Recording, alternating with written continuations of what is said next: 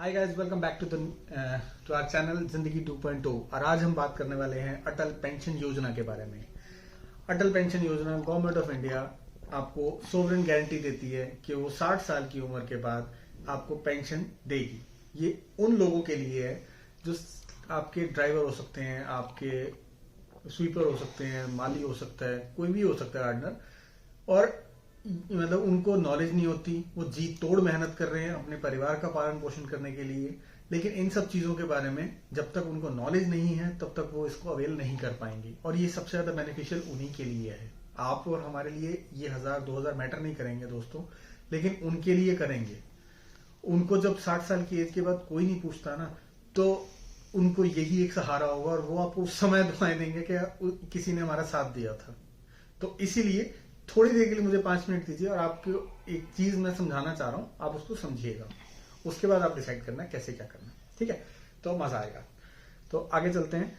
इसमें क्या है कि आपको एक एक्स पर्सन को पर मंथ कुछ अमाउंट देना है बैंक को अटल पेंशन योजना के अंतर्गत, और उसको 60 साल की उम्र के अटेन होने के बाद सरकार 1000 से लेके 5000 के बीच में अमाउंट पे ऑफ करेगी, रिवर्ट बैक करेगी, मतलब पैसे देगी। ठीक है। अब सवाल ये उठता है कि कितना अमाउंट हमें देना है।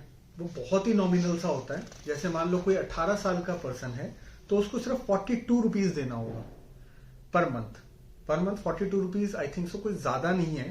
ठीक है, क्योंकि एक आजकल चाय का कप ही 15 रुपए का हो चुका है सर। ठीक है, तो वही 18 साल के पर्सन को अगर 5000 रुपए चाहिए पर मंथ के 60 इयर्स की एज पे, तो उसको 210 रुपए महीना देना होगा, जो मेरे हिसाब से ज्यादा नहीं है।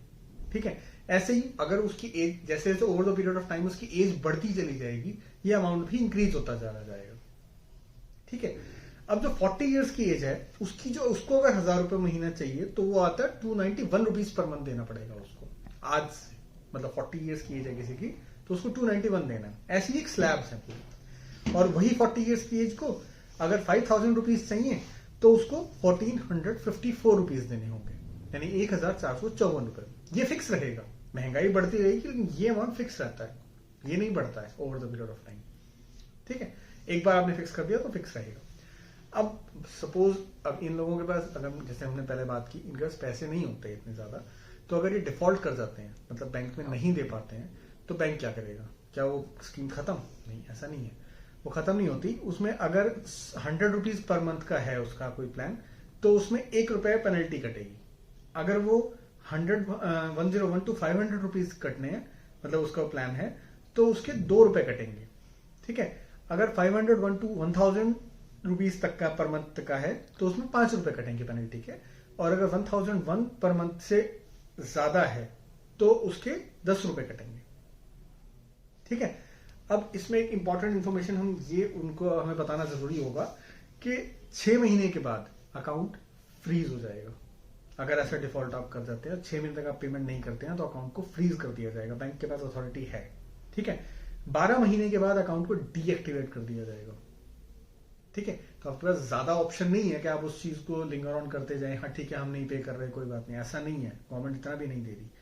और 24 महीने के बाद अकाउंट को वहीं के वहीं क्लोज कर दिया जाएगा। ठीक है, अब एग्जिट की बात करते हैं। 60 साल की एज के जब वो पर्सन हो जाएगा तो उसको ऑटोमेटिकली उसके अकाउंट में उतना रिक्वेस्ट अमाउंट जितना वो जिसके लिए वो पे कर रहा था, वो अमाउंट उसके अकाउंट में आना शुरू हो जाएगा। ठीक है, अब सवाल ये उठता है कि अगर उसकी डेथ हो जाती है तब क्या होगा? तो उसके जो स्पाउस होगा उसको वो पैसे मिलेंगे।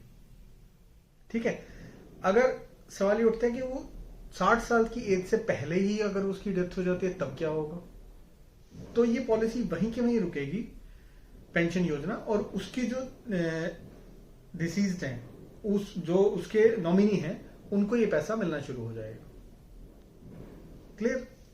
ठीक है, तो आप बने रहिए हमारे चैनल पे, इसको सब्सक्राइब कर दीजिए, लाइक का बटन दबा देना और थोड़ा सा कमेंट कर देना। ठीक है, अगली वीडियो में फिर मिलते हैं। Good bye.